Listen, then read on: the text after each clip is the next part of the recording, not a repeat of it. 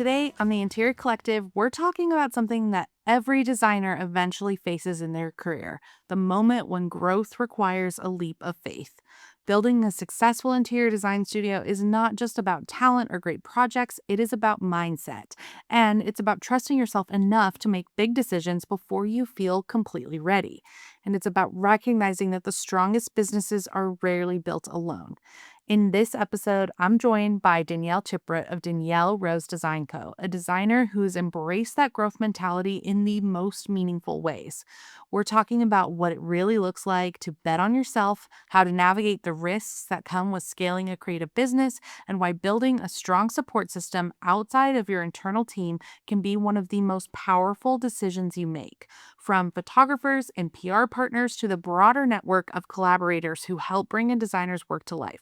We are exploring how those relationships shape not only the visibility of a studio, but its long term trajectory. This season is presented by Leloy, the family owned home textile brand known for its innovative craft and meticulous design. At High Point Market this spring, Leloy just debuted Rain, a rug collection with a new and rare construction, along with a fresh season of rugs, pillows, and wall art in collaboration with Rifle Paper Co. See everything new at LeloyRugs.com. That's LOLOI rugs.com, and follow Leloy Rugs on Instagram and TikTok. Today's episode is sponsored by Design Assist, the staffing solution built for interior design firms. Starting around $12.50 an hour, it's professional production support with full-time overhead. Scale smarter with designassist.com/IDECO. That's design with a Z. Danielle, welcome to the show. We were talking for like 2 seconds before hitting recording, and I already know I'm not going to get through this without crying because I am so honored to have you here, and I'm so honored to be watching your story unfold. So thank you for joining the show. Thank you so much for having me. I have such my heart is exploding right now. I Not only has it just been such a pleasure knowing you and having you along the ride for my whole trajectory. Seriously, since I was a teeny baby designer coming to you for our branding, our logo, our entire website when we were just starting to get started, really and just being there for design camp and my first panel. I feel like you've been a marker for us throughout our whole journey. I it was recently that you just shared like your signage going up in your actual studio with that logo that we did for you. I mean, it's been years now, and I just like got chills watching it. Like nothing makes me happier than seeing our clients and our friends like just hit the next level of their own personal goals, whatever that may be. So I'm so excited to dig into that today. But Danielle, I'd love if you could start us off with taking us back to the beginning of your studio. What was the moment that you decided to take the leap and start your own firm? Okay. So, I mean, like many designers, I did not have a linear story getting here. Everything evolved. I went to school for visual merchandising and store design. So I did that for the first like 10 years of my career. I think I was set up uniquely for success when it comes to the way I grew up. I grew up in a home that my mom was a creative. She was deeply, deeply creative, and my dad was an entrepreneur. So growing up, I knew I wanted to own something of my own, and I knew it had to be in the creative field. And that started with visual merchandising and being able to set up stores and understand how people move through spaces. And it was really, really wonderful and fun for my 20s. Hit that 30-year-old mark, moved out of the city, moved out to Long Island, as many do, as most of our clients do now, and decided that it was time to really dig into what my true dreams were and follow that entrepreneurial path. Um, we purchased a Tudor home out on Long Island, and I designed it with everything that I knew. And I look at it now, I'm like, okay, we're gonna get back to you later in the next few years. But it really was me putting my heart out there to get started and photographing it. And then timing just kind of hit with COVID and everyone making the journey out from the city and looking for a designer to help create their new home, right? Come from the city. What are we doing in the suburbs? We have no furniture that fits in these big spaces. And I had just done it right before then. So it was the perfect timing. Okay, so when you guys left the city, went to Long Island, when you were designing your own house, did you know that, like, okay, this is my kickoff of a design firm, this is what's happening next? Or were you like, okay, I'm going to document this and let's see what happens? Document and let's see what happens. I was still working full time for the company I was working for.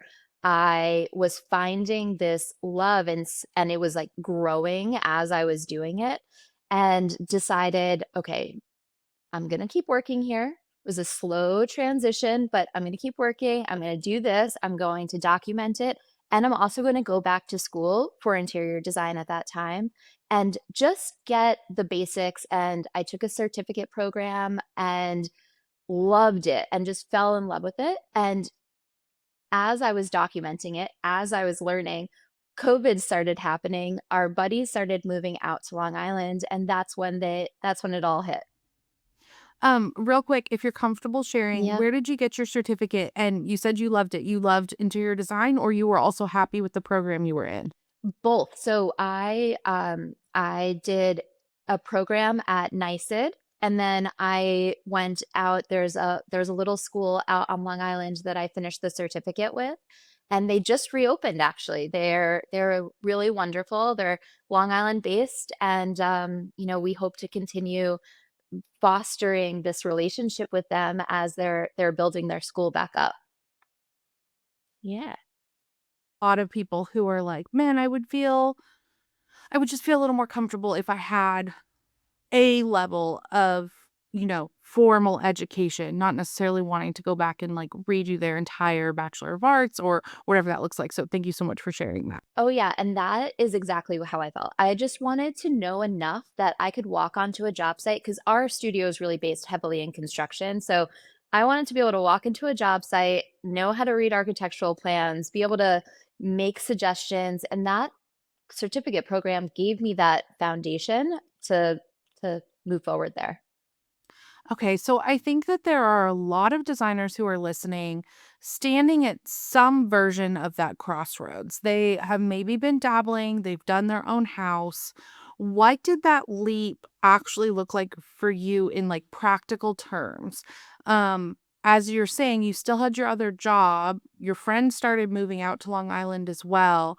What was, like, the actual technical black and white, as if there's ever a world that it's super clear cut like that, but, like, what did that look like practically? Okay, so for a while I was doing projects with no money or nothing coming in, and once we had our home shot professionally, it ended up being featured on Apartment Therapy, which was so exciting. Couldn't believe it. One of those things that looking back, it was a really big deal for us. And it kind of made me feel like, okay, there's a place for me here. Even if it's just a small mention or a small, feature in a publication, it it it was enough to give me a little bit of a social following and the confidence to make that leap.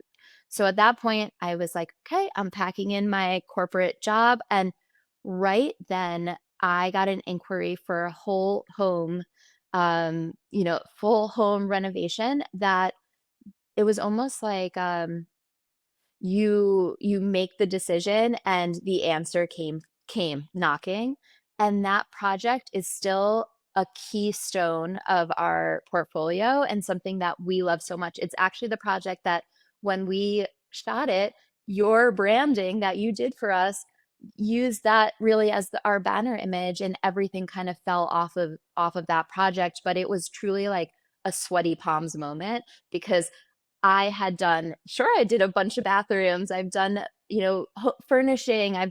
Now I'm piecing these together, but this client came in full home gut remodel, adding a third floor, and they were like, "All right, we love your style. Let's do it." And I had to figure everything out on the fly. I had to, you know, truly build the plane in the air and came out the other side with clients that refer us, our biggest source of referrals to this day, and a project that's still 5 years later is one of my like proudest accomplishments.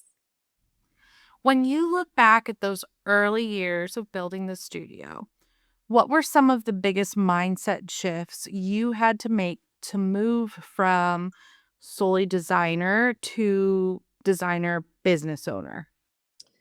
I think that the biggest mindset set shift was I'm not going to know all of the answers, and I'm not going to be able to do all the things I love and also soar with all of the technical side of things, like the from procurement and accounting to technical foundational drawings.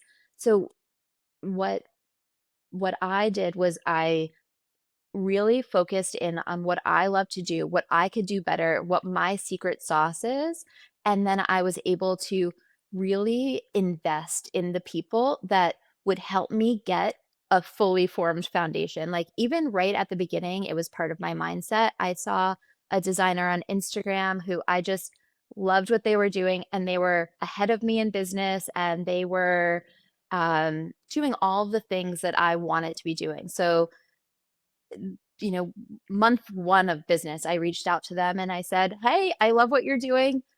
Do you ever do coaching or anything like that?" And I just tried to lean in when I could, and she ended up coaching me for a year. I paid her consultation fee. We did a Zoom consult, and it was just the start of my mindset of make the investment and let it pay off for you, and make the investment and find someone who has what you want or knows what is the expert in that path, and let them teach you and trust them and push yourself forward that way. Yeah, learn what you can from them in every opportunity.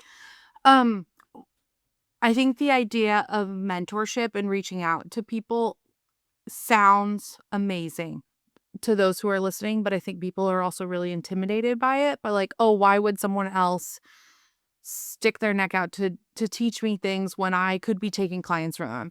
I'm just wondering logistically, was this someone who was in a region close to you? Were they someone in your direct market, or was it someone more aesthetically aligned and business aligned, less so that like they were down the street? Yeah, no, they were regionally connected, but not, like, immediate, and I think it was more so our styles are in the same world, but what I saw was this woman who had a small studio, who had just gotten the keys for their, their brick and mortar studios, with a small team, and they were doing full home projects, so their work and how they showed up on social and how they elevated their team, it really resonated with me, and it made me feel like, okay, it's not just about, how do you do what you do, although that was part of it. It was recognizing that this is what I want, and, let's see how someone's doing it, like, down the street or across the country, but more so, try and get as much as I can from them. So I'm hearing that it wasn't necessarily someone who's a direct competitor across the street, but it was okay that they were local. And was this the first studio you reached out to for this mentorship opportunity and you got a yes? Do you have any tips for people who would like to reach out to someone they admire? I think that I had a true, we started building a relationship together, and it wasn't just like a cold mentorship. I think it's something that you build over time. Like, I had been following her for a long time, seeing her projects and being really authentic with that connection, so that when I did reach out to help, it wasn't like a cold email or a cold message. It was more of a, we've been building this foundation. I've been a cheerleader for you for this whole time, and I'm excited to learn from you and and grow. And I think it really does need to be mutually beneficial. Like I wanted to make sure that I was paying for that time so that she wanted to show up and really understand and I think it was a beautiful thing. One of the themes I'm so excited to talk to you about today is growth mentality. The mental perspective you as a business owner have put into play. In your experience, what does the concept of growth mentality really mean to you in the context of running a design firm?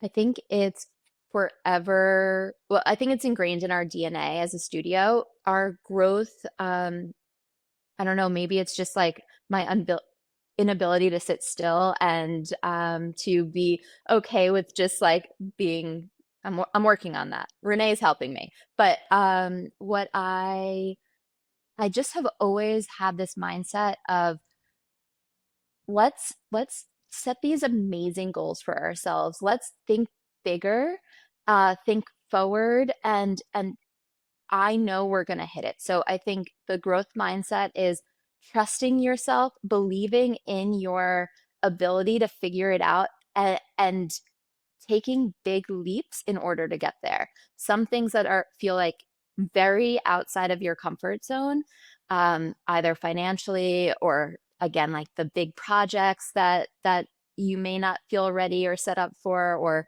we did a show house very early on that ended up truly changing the trajectory of our business, or hiring a coach like that will shake things up and maybe a big investment. And so really honing in on that and valuing that as a studio.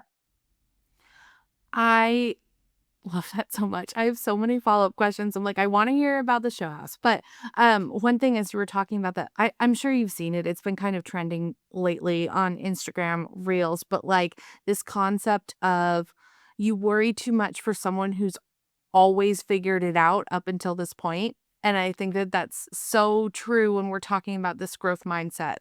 Y- You will always figure it out. It might not always be the way that you pictured it, but there will be a resolution to it. It's so incredibly true. And I think that like defines what I truly believe, and it's not something that I believed always, right? Like, that is something that I tried to believe. I wanted to believe it, and then each time it shows itself that it is true, and each time I get that little taste of, okay, I did that and it paid off. I did that and paid off. It feels like this reassurance that now I can look back and say, okay, I can make this big swing. I can get, sign a 5-year lease for our studio because I know that I won't quit and I'll make it work. And I have that, i- I kind of have that in my pocket. hmm okay, before we move on to the additional questions, I do want to backtrack a little bit and talk about how you feel like doing that show house early in your career did really set you on a new trajectory. Can you tell us a little bit about that experience, why you decided to do it when you did, and also how the opportunity came up? Because I think that people could also be like, yeah, I'd be willing to figure it out in a show house, but like, how did I even get into a show house? Great question, and I have to tell you that I got the email to be part of the show house while I was at design camp. Yeah. Yep, so good. Okay, so I worked with Design Assisted, um, who they helped me before I was ready to really truly make my first hire. And Dahlia connected me with a PR person who helped me out at the beginning, and they kind of championed me into the Hampton Designer Show House out in Southampton at the time, and I was the last one in, so I had no choice in the room. It was like, "You got the outside patio, you good with that?" And I was like, "I am so good with that." And I just said, "Okay, I am gonna be unapologetically myself here. I am gonna tap into all of my trades." I had been in business for about 2 years at that time, so it's not like I had a huge arsenal. I definitely didn't have a lot of money to put into this, but I decided I am going all in here. I am gonna spend what it needs to be. I'm going to make this big investment. I'm gonna try and tap into anyone who will help me. And I think the fact that it was here in the Hamptons, I'm on Long Island, I'm a very local designer, right? Comparatively speaking to a lot of the designers that came from around the country. And I took a big swing. I did an outdoor space and I made it colorful and jewel tones and vibey and really did some took some risks with some marble tables that we custom designed. So we didn't play it safe, and we ended up really um, trying to make that really special there. I went out and we were there during the time that it was being shown, and we were talking to all of the wonderful people that came to support, and truly came out the other side with three of our biggest projects. So I think the fact that we were there, we got our first real publication press features in print, and Architectural Digest ran, an article about it. We were the header of the article. Like it gave me a lot of incredible, I don't know, just like the fun that came along with it, and also the clients followed suit. So we still are seeing that payoff. And one thing I didn't really even expect was the vendor relationships that we created during that. So, we started, we went out to all of our favorite vendors, and one that stands out is Four We ended up connecting with our wonderful, amazing Four rep, and they helped us out with things for the show house. We gave them a lot of love, and now they're our biggest champions. We really cultivated that relationship from there, and I think that was really special. I find that growth often requires making decisions before you actually feel ready. I feel like sometimes if you wait until you're ready, the opportunity's already passed. Can you share an example of a moment that you had to trust your instincts and take a leap of faith in your business besides the show house? When you were like, I know that we are not there right now, but I'm not going to say no to this.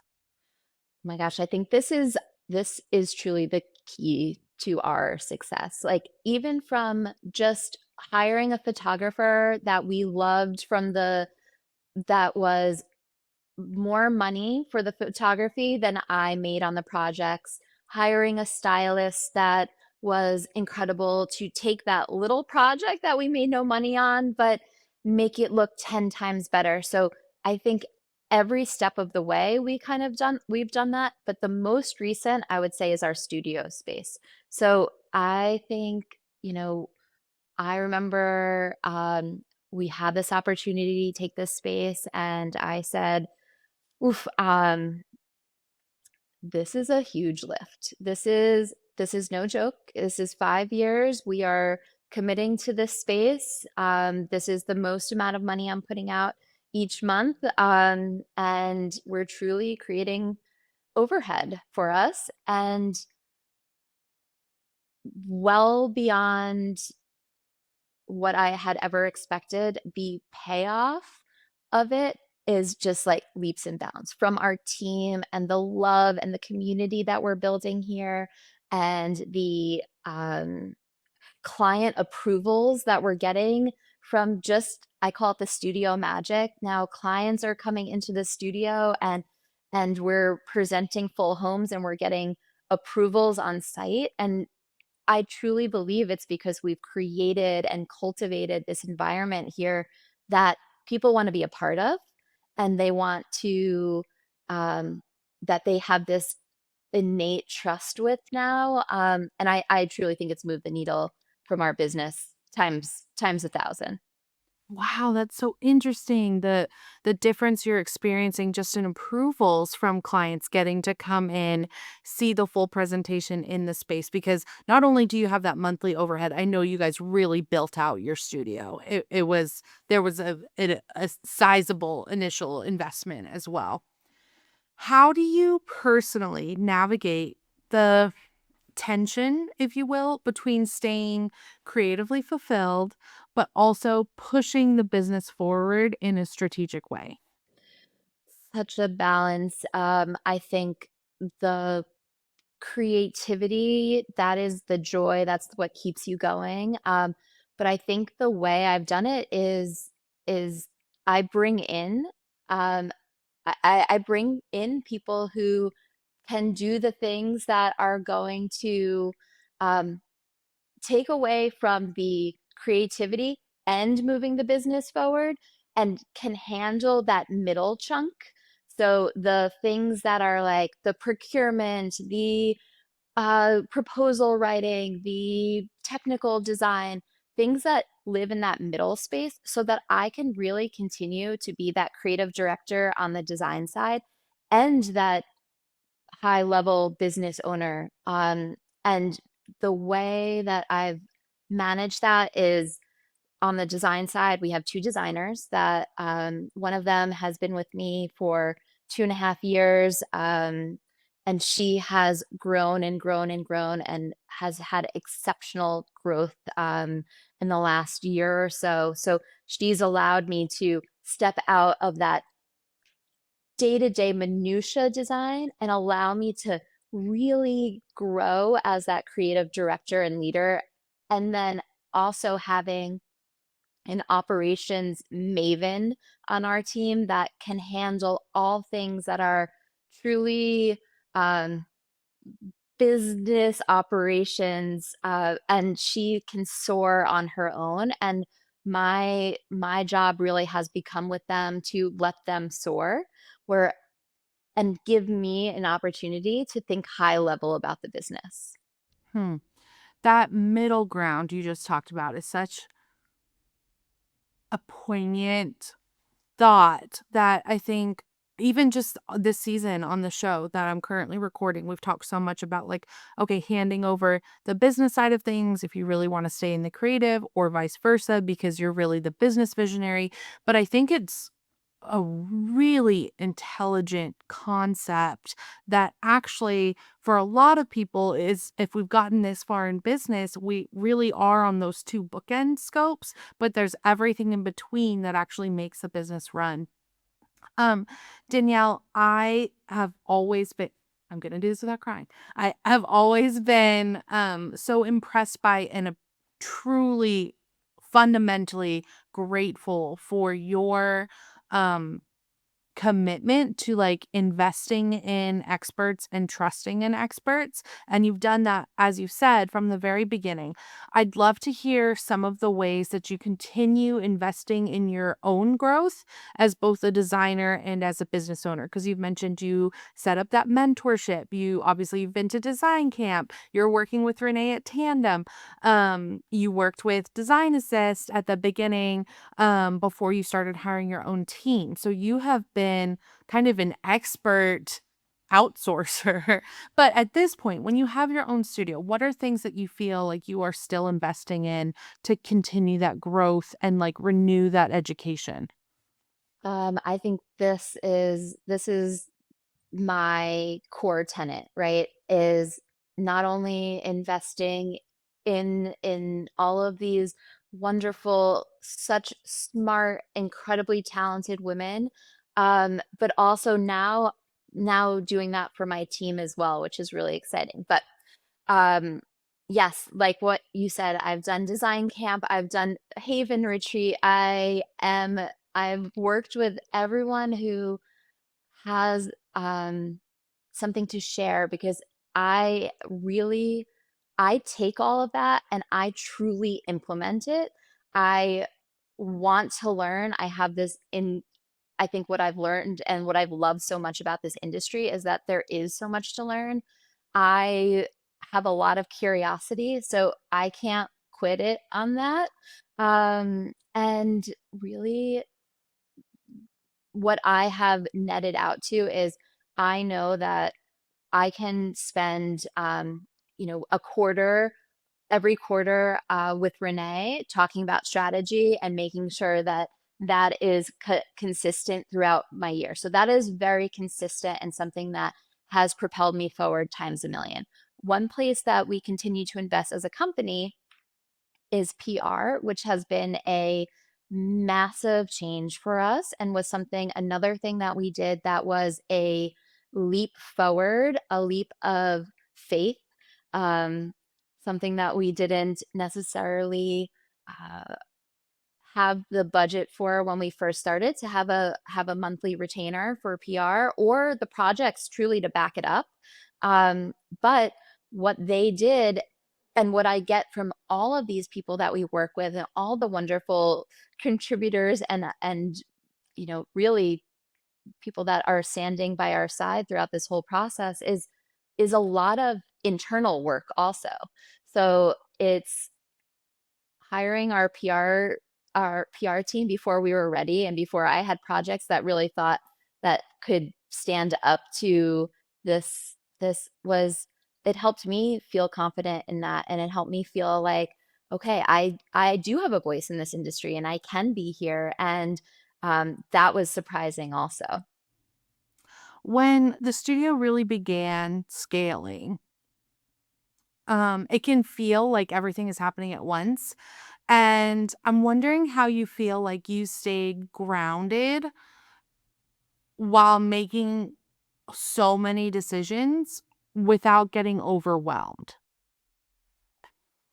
I would say I still get overwhelmed, but I have no quit. So people know I don't stop. So I don't stop until I figure it out, which I don't know if that's great advice, but it's true. It's real. But the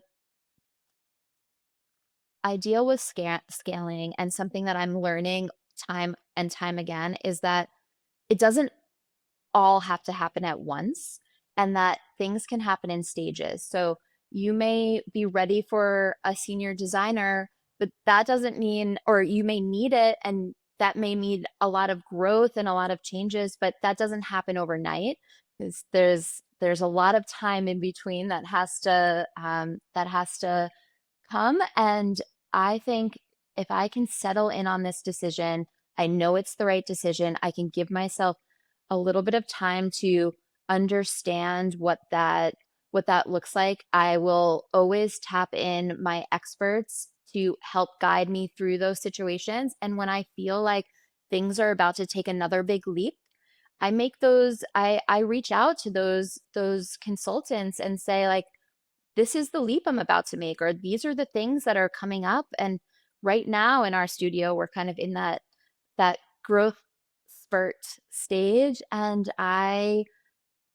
I'm equal parts cautious with it and equal parts free flowing and I want to make sure that everyone feels really protected during those transitional stages and also want to go full force in. So it's always a balance and I'm always thinking how do we make this feel structured and and how do we tap in the right people to help us support throughout that transition? We are so excited to invite you to dive deeper into the Interior Collective podcast episodes now on Patreon. Unlock access to in-depth analysis, helpful downloads, and worksheets created with each podcast episode. Subscribers gain behind-the-scenes access to additional resources like examples and screenshots of guest spreadsheets, construction documents, and so much more.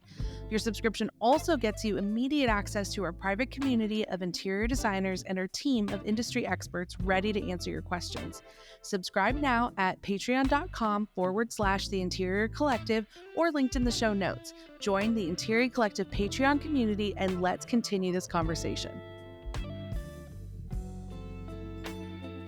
This year, Laloy is pushing beyond what's familiar. Each new textile collection starts with an exploration of materials, crafts, textures, and pattern, and is championed by a passionate, family-led team. A new season of rugs, pillows, and wall art is in stock now, a testament to Laloy's belief in the power of original, enduring design. See them all and connect with your local sales rep at laloyrugs.com, LOLOI rugs.com. This episode is brought to you by Design Assist. If your firm is busy but your team is maxed out, Design Assist connects you with highly trained junior designers who support your projects behind the scenes, from CAD and renderings to sourcing and procurement. Founded by Reed Humphrey of Alder and Tweed Design, this model was built to help firms grow without adding massive payroll. With professional design support averaging just $12.50 an hour, you can take on more projects and increase profitability without sacrificing quality. Ready to scale smarter? Go to designassist.com/IDCO. That's Design Assist with a Z. Are you running your design firm with a patchwork of tools? Material brings it all into one intuitive system finally. Try it free at getmaterio.com and get 50% off your first month as an Interior Collective listener. That's GETMATERIO.com. Your studio grew at the same time frame that so many of these like new generation of designers did during COVID, when the need was just like so um hefty. But I think that what has made your story so successful is your willingness and intention of asking for help in these outside collaborators and looking to consultants and experts beyond just who was on your team, even though at the beginning maybe it wasn't a team that you were referring to.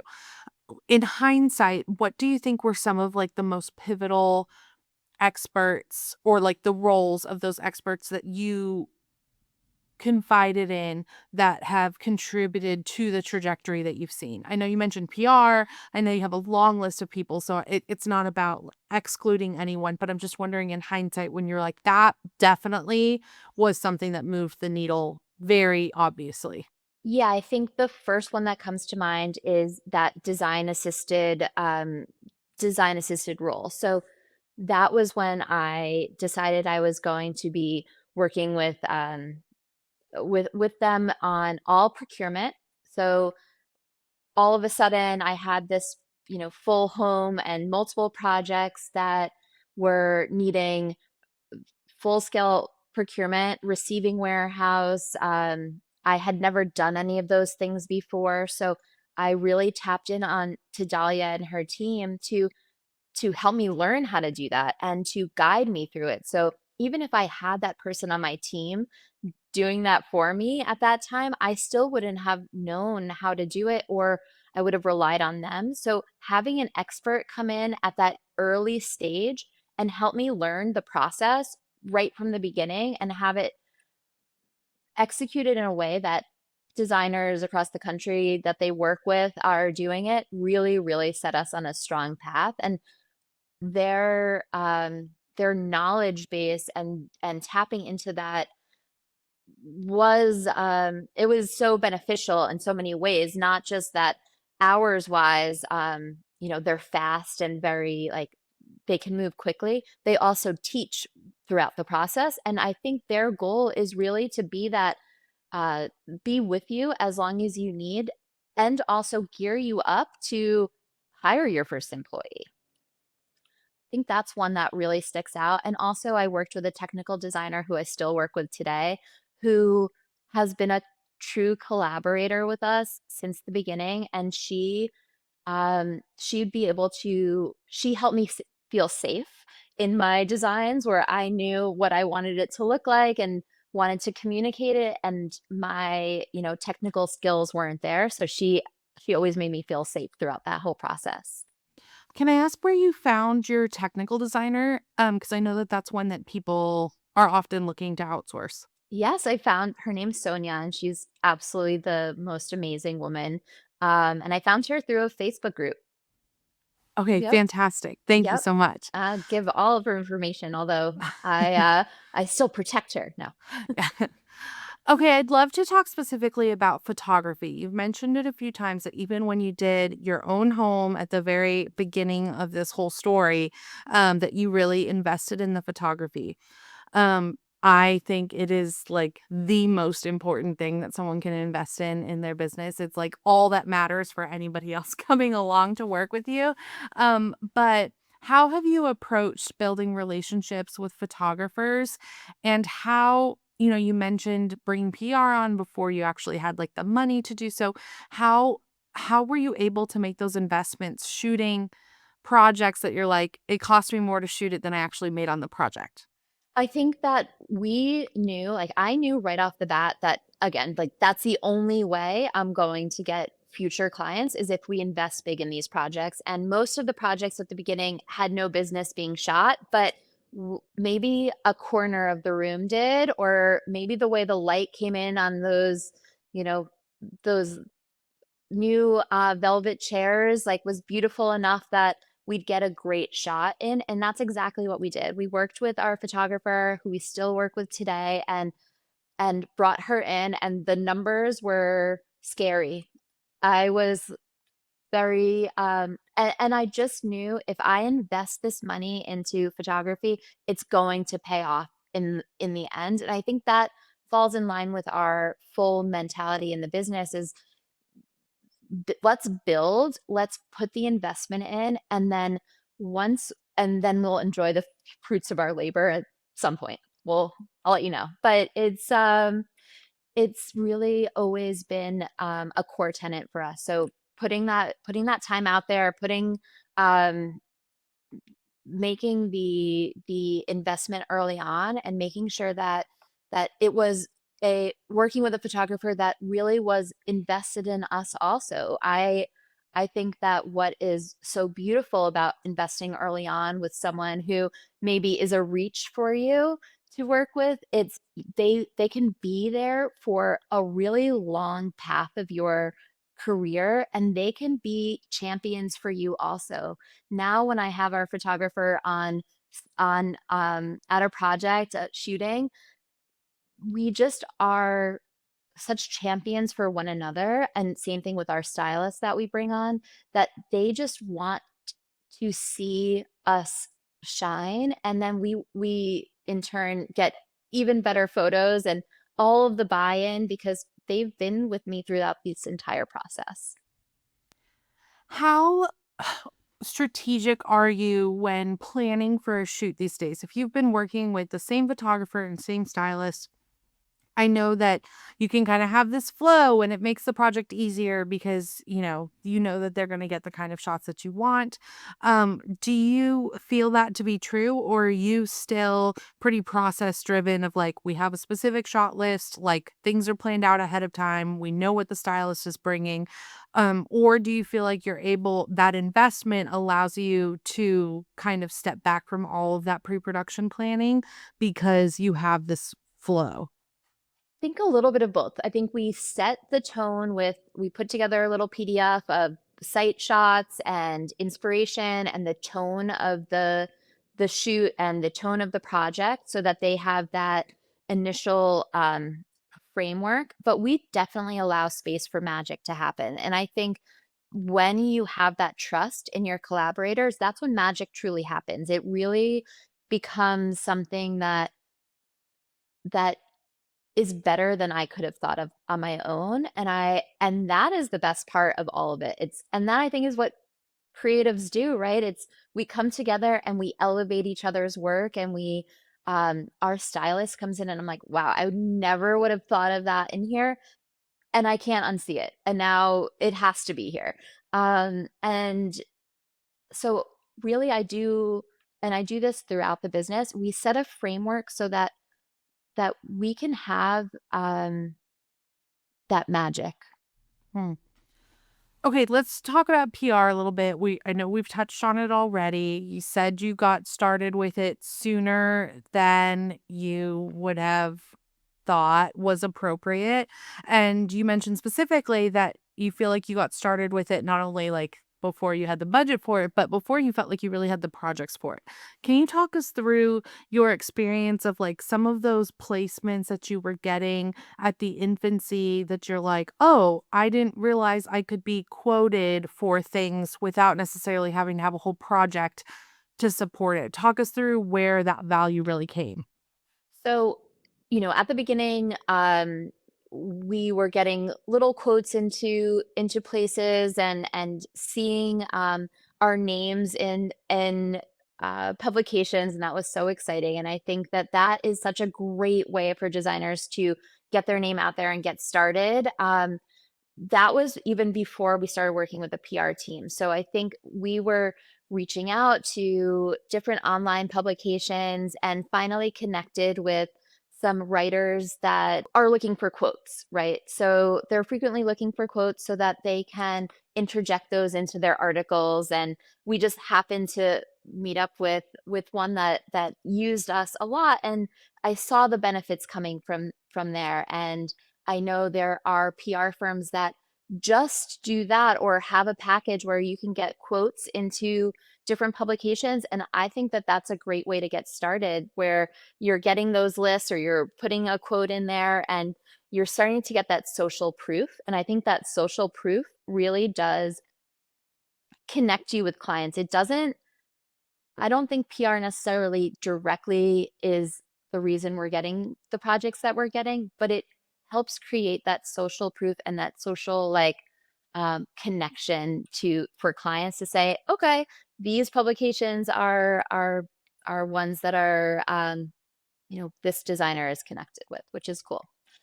Then when we started working with our PR team, we really did put together a list of our dream publications or our dream aspirations. And year over year, we've just been watching them chip away at our and making our dreams come true. Like case in point being on your podcast. um, okay, I want to talk about strategic partnerships and creative collaboration outside of service providers in the industry, and more so vendors, artisans, and like creative partners such as that. How intentional are you about cultivating those partnerships, especially now that you do have this, brick and mortar actual physical studio space? Oh, it's such a huge part of what we're doing right now. I think we deeply believe in bringing in people into our orbit that have our same point of view and or same philosophy, and then bringing them in as our extended design family, whether it's artists that we're using in our studio that now we can amplify on our social, or creatives that just like we had a wonderful woman come into our studio the other day and ask if she could do florals for our studio and bring in a new floral arrangement every week that falls in line with our aesthetic. And she brought one, for free, just to show us what she can do. And I think things like that and forming the community is so deeply important to us right now. And um, yeah, it's not just about sourcing, it's about building those relationships with um with trades and with vendors that we like really admire, and then having a genuine connection with them so that when we bring them into projects or we use them for photo shoots, it really feels authentic to us. Have there been collaborations with other creatives that have opened unexpected doors for you in your business? Hmm. I think that Besides flower arrangements, because I that know, sounds like a right? lovely perk. Oh, I know, that sounds pretty good. I think that, we've this is kind of a roundabout, but we we had this interesting experience, and I'll get to how it opened doors for us, but, um, we worked with this company who was doing some social media for us. They were gonna be doing some reels and putting things together, and we would send them all of our assets, all of the photos that we take or all of the things, and we just weren't, like, truly connecting on what the output was because what we were giving them just wasn't enough, right? It wasn't we're that's not who we are. We're not, like, social media savvy, doing videography and all of that. So, from that experience, we really took that and said, like, "Okay, what" you know, maybe it's not an outside person that we need. Maybe this is actually the time that we pull someone in to do this, and think of bringing in someone that could really be part of our team to cultivate that growth. And you know it opened a door for us to find our person in that area. And sometimes when you hire someone out, although it's brought so much growth to us, it also helped us realize what we needed to bring in-house, which I thought was pretty interesting um, full circle moment too. Thank you for the absolutely perfect segue to my next question. Uh, how do you feel like how do you assess when it's time to bring in outside experts instead of trying to handle something internally or vice versa? Wow, we did nail that, huh? Um, Yeah. okay, so I think for this has just been like such a balance for us from the time that we started working with design assisted.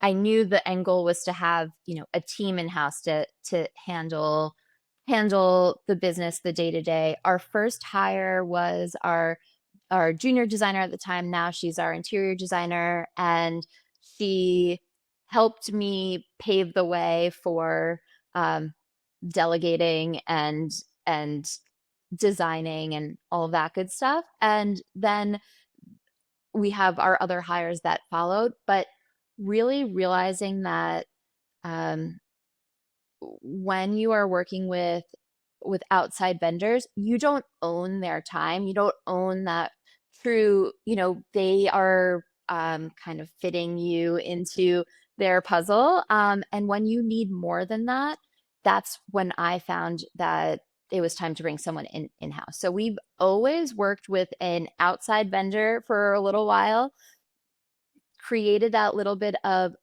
runway financially to bring in the full-time person, and then made the leap to bring the full-time person in. So using those people as a bridge to get to the heart of our studio. Okay, that is such good advice. I'd love to now get a really clear understanding of where Danielle Rose is currently from a studio perspective. Let's talk about the internal side of the studio for a moment. How many people are currently on your team, and what are those roles? Okay, so we have myself, we have a designer, a social media manager slash designer. She's a multi-talented amazing woman, and an operations manager. So we have 4 on our team full time, um, who are absolutely the most amazing rock stars in the entire universe. We have them just a team full of amazing, amazing women who love working together, and um, it's been pretty special. Of those 4 people, are they all in office with you every day? Is there like a hybrid breakdown? Now that there's a studio space, how do you manage that? Yeah, so we have a hybrid breakdown. So the whole studio is in on Mondays. Design is in Monday, Tuesday, and Thursday, ops Monday and Wednesday, and then I'm pretty much here on my good old lonesome on Fridays, which is quite lovely also. Perfect. And then how do you feel like your role has shifted since getting to that team of 4? I think that I've learned that design is something that I love, but what is even more powerful for me these days is watching our team grow and evolve and giving them the space to do that. So I think that my role has changed into a little bit of a cheerleader and a little bit of a like being amazed to see what these ladies can do and how they can take our design studio from a Danielle to truly a business, and how much love and support and buy-in they give every single day. So it is shocking to me actually how much, that my role has changed into this, I don't know, cheerleader role, excited to see what they do. The visionary, you set them on their path and you cheer them on as they go. Outside of your, like, core employed staff, who I know you said you have a technical designer you still work with. Who would you say is, like, on your team that are still in that contractor position? Yep, so we have the technical designer, we also have, our PR team, we work with Renee for constant coaching, um, we have our photographer and stylist who I feel like is part of our team, and We have a full-on bookkeeping and accounting staff. Okay, perfect. Can we talk about fees? Can we talk about your pricing structure? Are you hourly, flat rate, combination? Where are you guys at right now? We are hourly, so I used to do flat fee when it was just me. I felt once we started bringing on team members, hourly has been a little bit easier to manage and just to really get all the data. Maybe we'll do flat fee in the future, but hourly is really working for us right now. We give our clients full um, a full proposal based on how many hours we think it's going to take. So they're not really in the dark with how long we think it's going to be, and we usually end up somewhere in that range. And then yeah, You're hourly all the way through. all the way through. Even with procurement, that's just charged hourly as it's happening. Yep, charge hourly as it's happening, but we do charge retail pricing for all of our furnishing. Perfect. Okay, and then Danielle, as the visionary entrepreneur that you are, is this size studio, not the physical space, but the size of the team, does this feel like the right size for you long term? Do you feel like you see yourself having a team of 12 people? Like what is the ultimate grand supreme goal today, because I know that it changes every day. We are currently hiring, so we are looking to bring people on. So we are actively looking for a senior designer, someone that can take basically a full another pipeline. I think that our goal would to be to have like two pods of a design team and really run both of those pods with two senior designers and intermediate designers. So I see for us being a team of 6 by the end of this year, maybe, 6 to 7, so that's the goal. Amazing. So, for designers listening who feel ready for this next chapter of growth but are nervous to take that leap, even if they know what that leap is, they just aren't ready to step that foot out. What advice would you offer them? I think that, like, truly in my heart, it's believe in yourself, and I think that starts the process. Trust that you've done the first step of starting this business, and you've done each step of the way, just look back at what you've accomplished from when you first started, when you first decided to be out on your own or getting ready to be out on your own, and how much faith you had to be in your on with yourself at that time, and take that next step forward with confidence, knowing you figured it out that first time, and whatever that investment is or that risk is that you're feeling, play it out in your head with how far can that take you down the line. That's generally how I think about it. Okay, this may be a risk here, but the payoff is so exponential that if I just trust in myself and take that first step, the payoff's going to be worth it. As we wrap up, I always love to ask this. Do you have any exciting projects, collaborations, or just upcoming plans that you're allowed to share with us? Oh my gosh, we are so excited that our Roslyn historic project, one that we've been sitting on for a very long time, that is a true project that is like so near and dear to our hearts, is finally coming out in print in the next month. And we'll be able to get to share those images very soon, which is very exciting. And then we're going to have some amazing activations at High Point this year that hope I'll be able to see you at. Yes. Well, I do know that I get to see you, for sure, and I'll make sure to swing around as much as I can when I'm not working, on my other clients' projects. But, that is so exciting, Danielle. I have loved getting to catch up with you. Like I said, watching you grow in exactly who you are is just like the biggest privilege and honor. And it's just so exciting to be able to watch someone like start to finish, you're nowhere near you're nowhere near done. But to have been able to say, like, I've watched every step of the way is so exciting. And it's such an honor to have you here on the show today. Thank you so much, and I feel this exact same way, and I'm so thrilled that I've been able to do this journey with you and can't wait to see what the future brings for both of us. So much. And I guess I'll see you in like a month. I can't wait I'll to see see you your in a head point. month. For more in-depth analysis of this interview, including exclusive downloads, examples, and more, don't forget to subscribe to the Interior Collective on Patreon. We are building an amazing private community of interior designers and industry experts open to candid conversations and answering questions.